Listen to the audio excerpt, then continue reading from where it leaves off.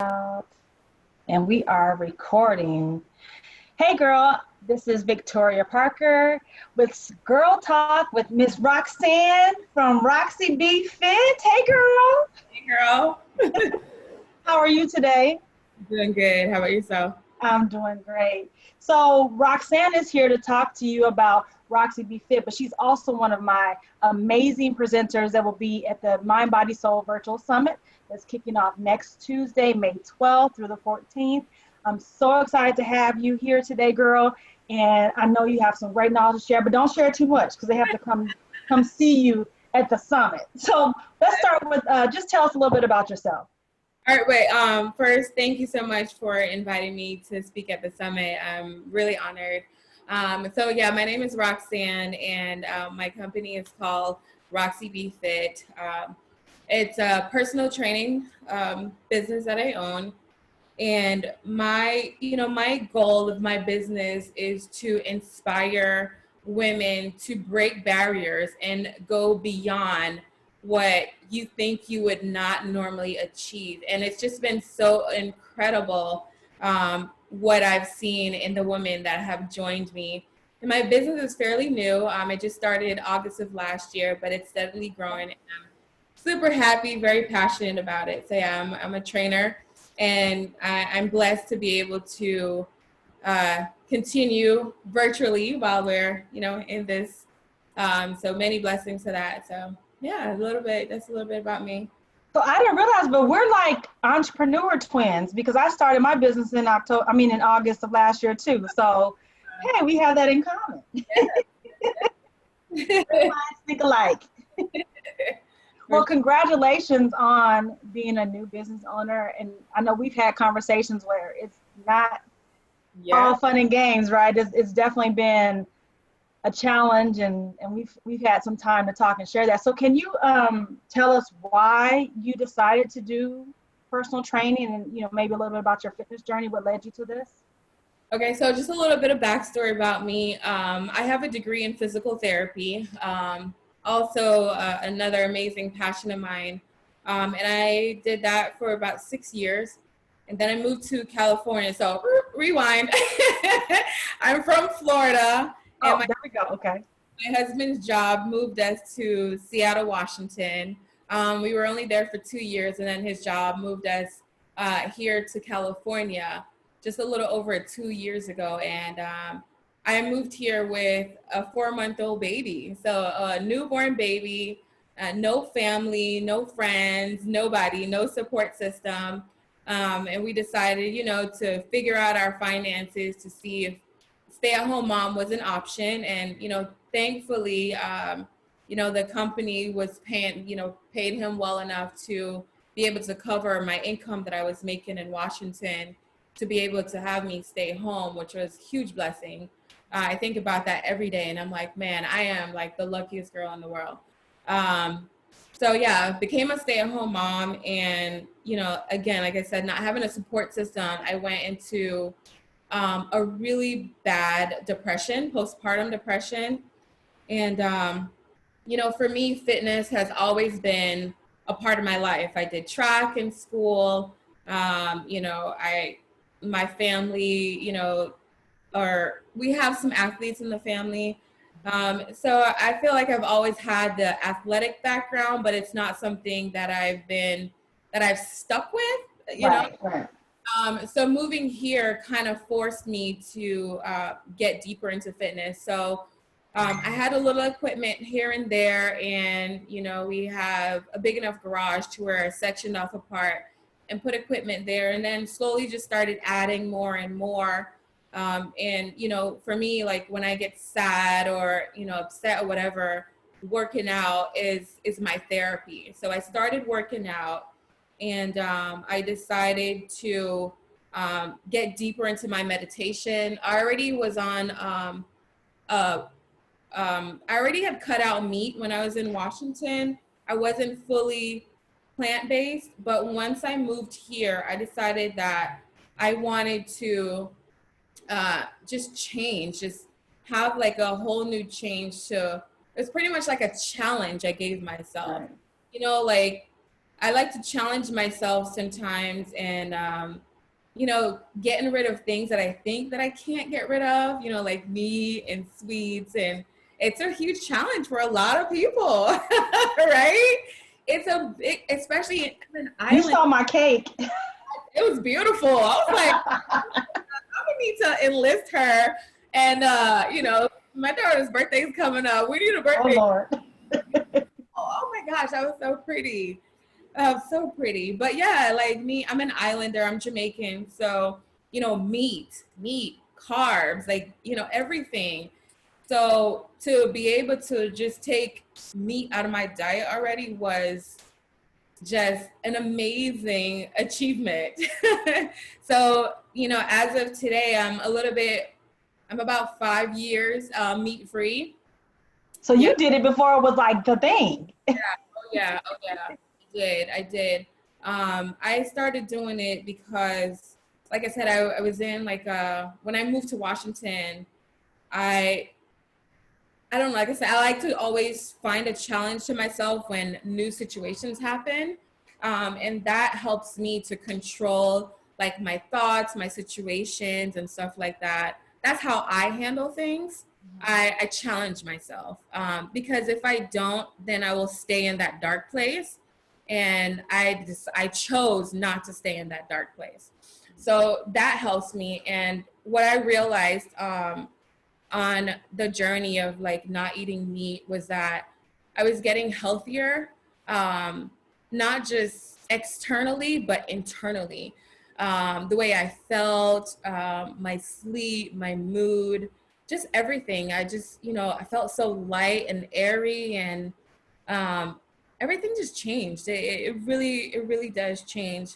I want, you know, thinking about like dairy and animal products, it literally like weighs you down as a whole. And so that's why I did that. So anyways, back away from that, back to why I became a trainer. Just wanted to give you a little back. Oh, that was good. Thank you. So yeah, so I turned my darkness into just working out. And the more I did it, the more I saw my results. And I combined it my therapy background to, you know, to that. And so I never needed a trainer because I already knew how the body worked, how the body functions.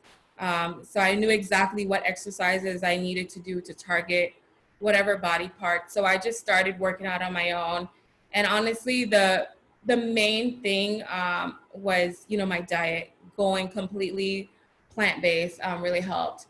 And then I started posting. I started posting my workouts here and there on my Instagram and Facebook.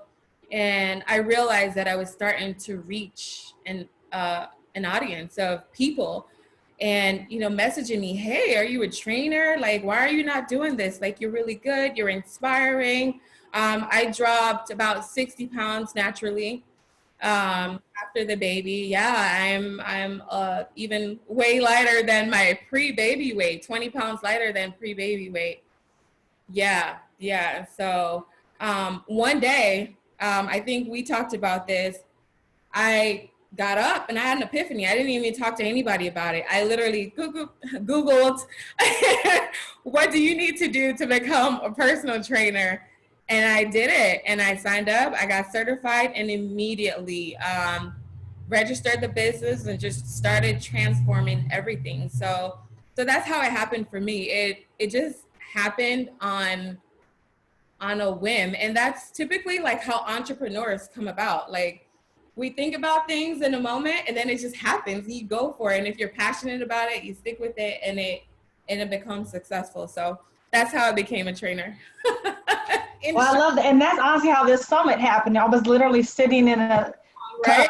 a call that had nothing to do with anything that I was thinking of, but it just happened. I was like, and I started, you might have been one of those people that I text. Like, I just started sending text messages and IG messages like, I need to do this. I had to get it out there before I changed my mind, before fear like made me change my mind. Because I'm a perfectionist in that sense. So if it's not perfect, then I won't do it. And I'm learning about progress over perfection. So that's been my that's one thing. If nobody listens to me, listen to that. Like, focus on progress and not perfection. Like, and I actually just said this word to one of my clients today. Like, celebrate, you know, the wins and just not really focus on what's not happening, or else we just get stuck. We get way down. Like, you have to celebrate whatever little win comes, you know, in whatever moment. So. Especially in fitness though, because, you know, the the scale can be evil, right? And sometimes you could be working, and then you get on that scale and nothing's changed. But your physique is starting to change, and your other thing, you're changed, you're feeling better. You got up and did something that day, which right now is like Right. Yeah, it can. The fitness industry could be very daunting on like the business side, as you being the trainer or an owner or whatever, and on the client side, you know, working out on your own or working with the trainer. It could be very daunting. It starts here. It starts mental first. yeah. I am a part of a business group, and one of the women in the group is a wellness coach, and she helps women with weight loss, and really she does a lot of mindset stuff. But she had shared that she was frustrated because she had a client who had lost like 12 inches over their time together, but hadn't really lost the number on the scale hadn't changed. Yeah. And we talked about in that group that maybe there was some mindset things that needed to be, or conversations that needed to be taken place. So how do you kind of maneuver with or keeping your clients with realistic expectations? That's the word. Thank you. Realistic expectations, because 12 inches is a lot. It's a lot. Yeah. 12 inches, that's a lot of inches. I mean, it's funny because I literally went through this week with one of my clients. And so the main thing on my intake is, what are your goals? My second thing, are they realistic? You know, because oftentimes we set goals for ourselves, but they're not realistic, right?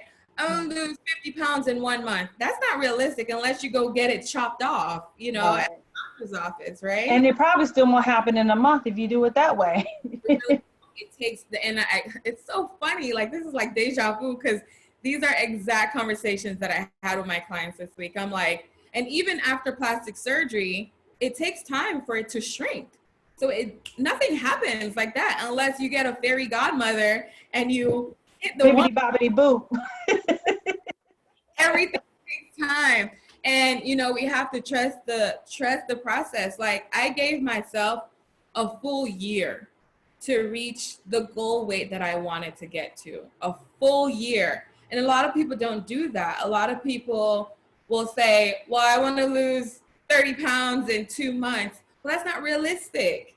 Like, we have to give ourselves time, because the first thing, as you mentioned before, is mental.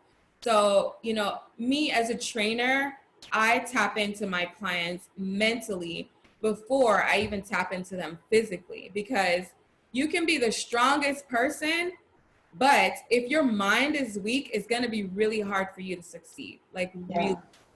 Yeah. And, you know, I can tell that I see why I know why I want to work with you, and why I have every intention and plans. We got you can't get rid of me that easily, my friend. But one thing that just in this conversation that I've discovered about you is that you have a very strong will and commitment and passion for this. And so, just like even you said, when you felt down, you use it as your therapy. And so I think that speaks volumes for someone who's working with you, because not everybody's at that point, right? Not everybody's has the ability to pick themselves up. Sometimes we need other people. And so I can tell that you are definitely walking in your purpose of, you know, supporting women through, or do you just work with women? I just got chills when you said that. That's so, like, literally, like, all down my body, because I was talking to my husband last night, and you know, the client that I told you was the same issue where, like, you know, shrinking the inches, but the pounds aren't coming off. And I was just talking to him. So what I did for her, and I am extremely passionate, and it's definitely not to brag, but for me, even if I have to give away my time to help someone achieve, I'm going to do that because I felt like she was going to give up. So I called her up. I was like, I'm going to meet you at the park and I'm going to join you on your walk. And I did that. And I'm so glad that I did because the next session we had, oh my gosh, she killed it. Like confidence lifted, you know, and that's one thing, like, you know, you're going to have trainers that are maybe knowledgeable in exercise or anybody, right? Mind coaches or whatever kind of other coaches there are out there. But if you don't know how to tap into people and meet them where they're at and, you know, be empathetic and have been on those same journeys, I tell everyone, like, I would never book a therapist that has never struggled because they wouldn't know how to relate to me, you know? Right. And I think why my people like me is because they can relate to me. And I try my best to be as relatable as possible, you know, and just, you know, yeah, it's my business, but you want it to be easy for some people because some people, it's not easy for them to just get up and go work out. Some people need you to pull them by the arms, and you got to have someone that, you know, is gonna be there and push you and motivate you and be passionate. That's the number one thing, like be passionate. Like, Yeah. And your passion definitely shows, and your transparency. Like I love how I just love how you share your story because so many women, and I'm sure a lot of women that are going to be participating in the summit and maybe watching this now, they have struggled with maybe losing weight after giving birth. Like that was my body. I won't say I wasn't athletic. I mean, I ran track, but that was because cheerleading season was over. But cheerleaders are athletes too. But I've danced my entire life, so I never had to work out.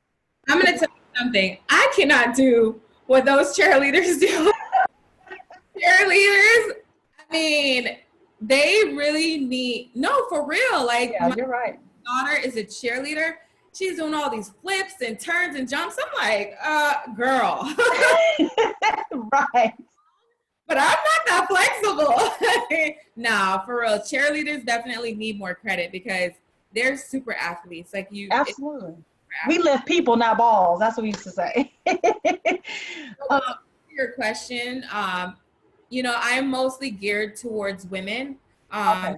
in health, but I do work with men as well. Okay. Good. I forgot my question. Go ahead. Well, go ahead with what you were saying. Sorry, no. So I specialize in, you know, in strength training. That's one of my specialties. You know, mirroring my physical therapy background. For me, function and specific is how I really work. So, and that's when I had to step back with that client. I was like, okay, I was training her differently and I need to really meet her where I'm at. I'm training her like how I would train myself, but you can't do that. You have to figure out what works for everyone. And in a moment, I felt like I was failing myself and I was failing her. So I had to sit down and process it and just come back and now we're on the same page. Same page, right.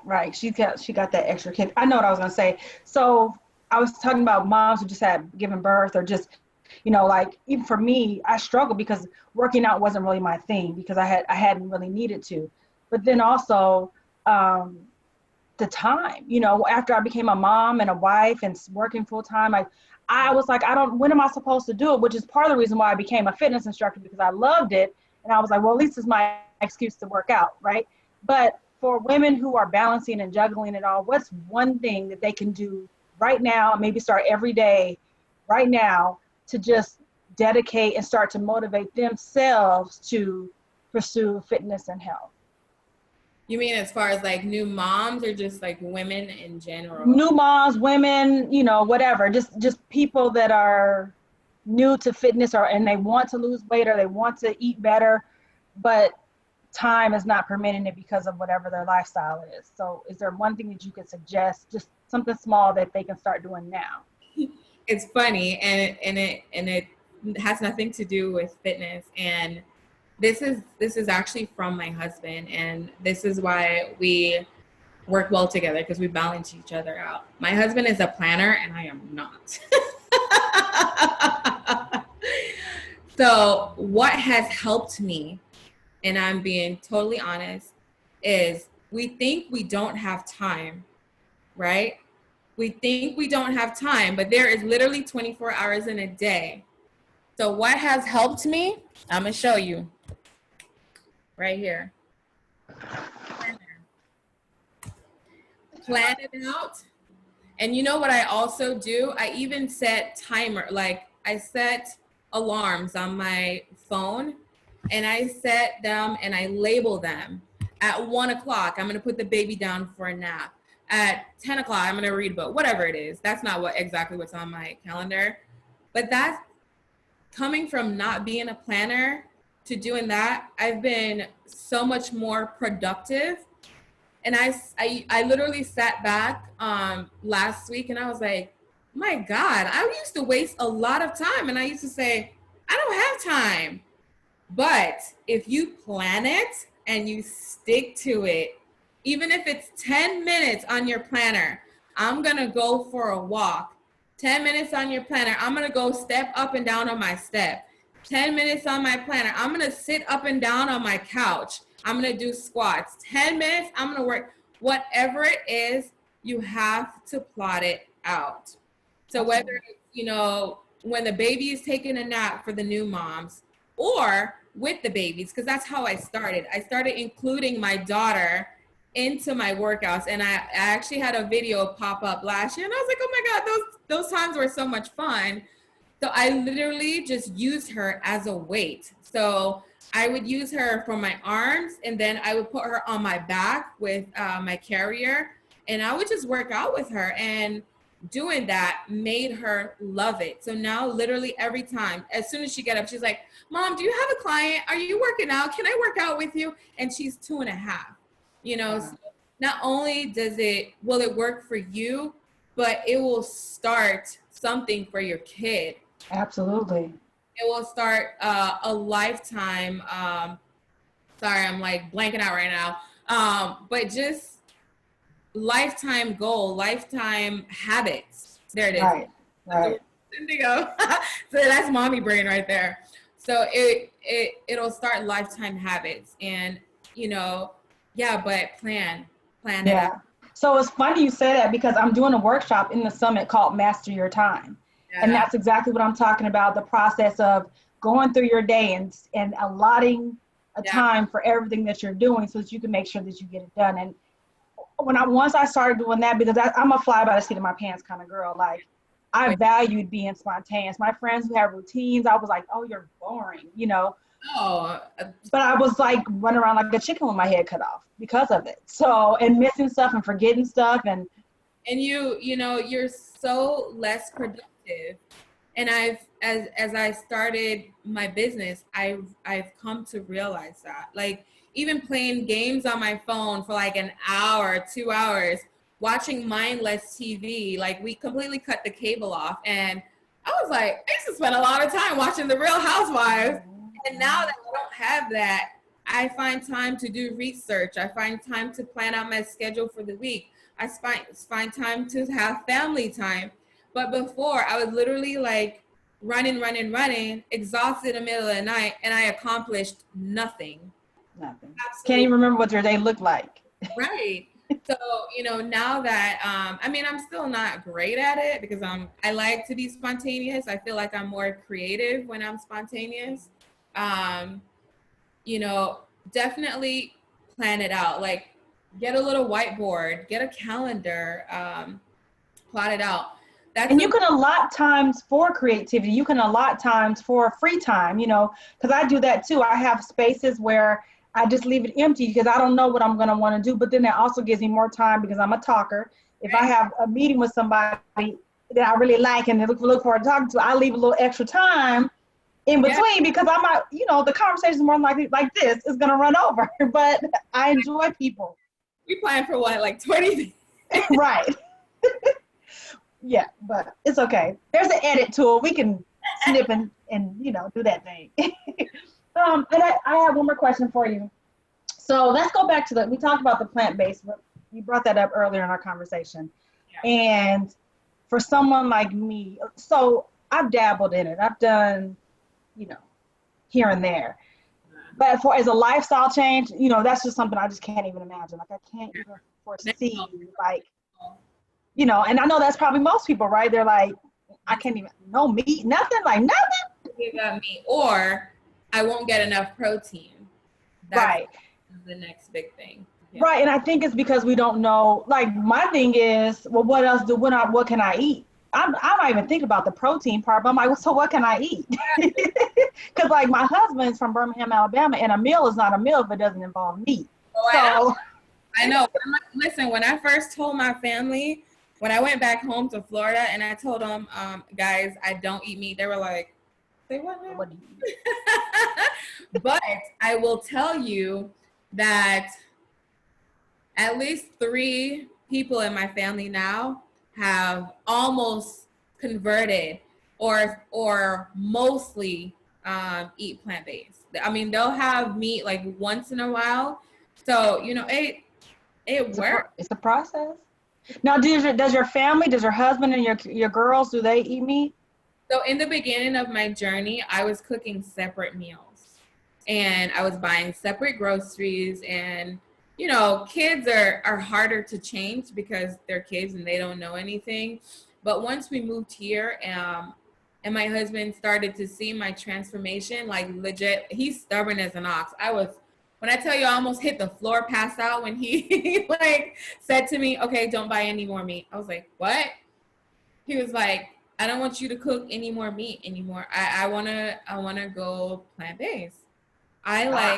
My heart was so happy. He was like, even for the kids, he was like, they have no choice. They gotta eat what you cook. Right, they gotta eat eventually.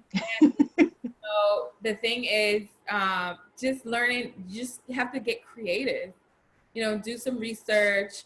That's what I did. I just started doing research, different menus, and I would try them out, and then I would go back and do it again and put my own spin on it, and then you just learn as you go. And like I said, for me, it's been a while, so I know how to get creative. I know what to add in and take out and stuff like that to make a plant-based meal like really tasty. Okay. So the first meal that I gave my kids, they didn't even know they didn't have meat. Really?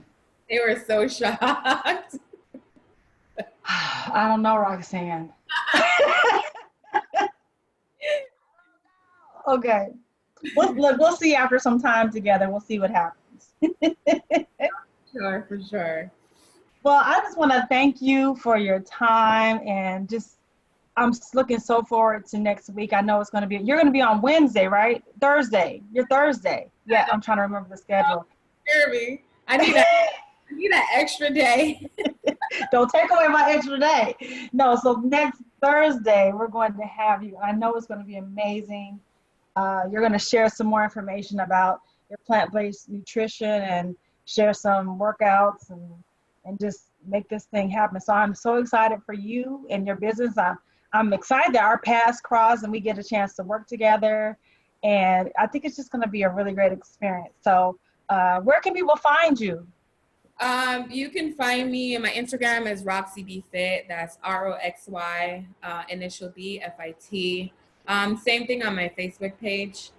So yeah, you can find me there for now as I continue to build my my website. So yeah. All right. So we'll look for you, and actually I'll tag you on this video as well, so folks can just click and find you that way. So thank you once again, and we will see you all next week, May 12th through the 14th, for the Mind, Body, Soul Virtual Summit. And you won't want to miss it. So if you haven't registered, do so now. The link is in my bio, and we will see you there. Bye. Thank you. Bye. Thanks. Okay, Jen.